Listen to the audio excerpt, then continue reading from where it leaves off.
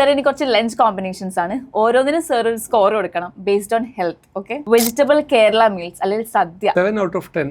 കാരണം എന്ന് വെച്ചാൽ അതിലൊരുപാട് വെജിറ്റബിൾസ് ഉണ്ട്. So it is rich in fibres. പിന്നെ കാർബോഹൈഡ്രേറ്റ് ഉണ്ട്, പക്ഷെ ഓൺലി തിങ് ഈസ് അതിൽ പ്രോട്ടീൻ കുറവാണ് എന്നുള്ളതാണ് അതിൻ്റെ ഒരു disadvantage.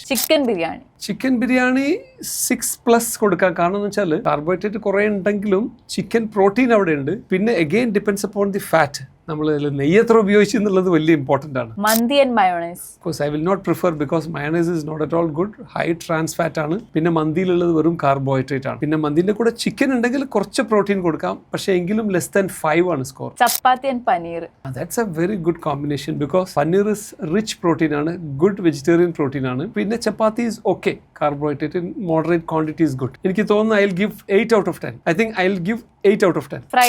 Fried rice again depends അതിന്റെ ഇൻഗ്രീഡിയന്റ് എന്താണെന്നതനുസരിച്ച്. ഫ്രൈഡ് റൈസിൽ റൈസ് മാത്രമേ ഉള്ളൂന്നുണ്ടെങ്കിൽ I will give less than 5. പക്ഷേ ഫ്രൈഡ് റൈസിൽ നിങ്ങൾ എഗ് ചിക്കനൊക്കെ ഇട്ട് ഓയിൽ കുറവായിട്ട് ഉണ്ടാക്കി കഴിഞ്ഞാൽ you can even get 7 out of 10.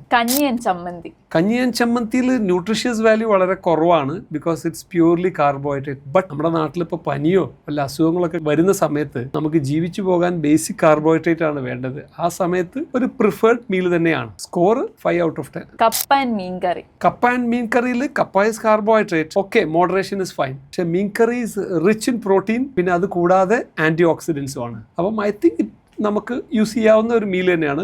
May be like 7 out of 10. Best lunch എന്ന് എന്നോട് ചോദിക്കുകയാണെങ്കിൽ നമ്മുടെ ഒരു കേരളത്തിലുള്ള ഒരു ഭക്ഷണ രീതി വെച്ച് നോക്കുകയാണെങ്കിൽ നമ്മൾ മോസ്റ്റ് പ്രിഫേർഡ് ഇപ്പം റൈസ് മീൽസ് തന്നെയാണല്ലോ. ഈ മീൽസിൽ നമ്മുടെ മൊത്തം ഫുഡിൻ്റെ ക്വാണ്ടിറ്റിയിൽ 1/3 കുറവ് റൈസും ബാക്കി ഒരുപാട് ഫൈബേഴ്സ് കണ്ടെയ്നിങ് വെജിറ്റബിൾസ്, അവിയൽ, പൊരിയൽ, ഇങ്ങനെ കുറേ സാധനങ്ങളും അതിൻ്റെ കൂടെ പ്രോട്ടീൻ റിച്ച് ആയിട്ടുള്ള ഈ ചിലപ്പം പരിപ്പ് കറി, പിന്നെ അതേപോലെ തന്നെ വമ്പയറുണ്ട്, ഒക്കെ റിച്ച് ഇൻ പ്രോട്ടീൻ.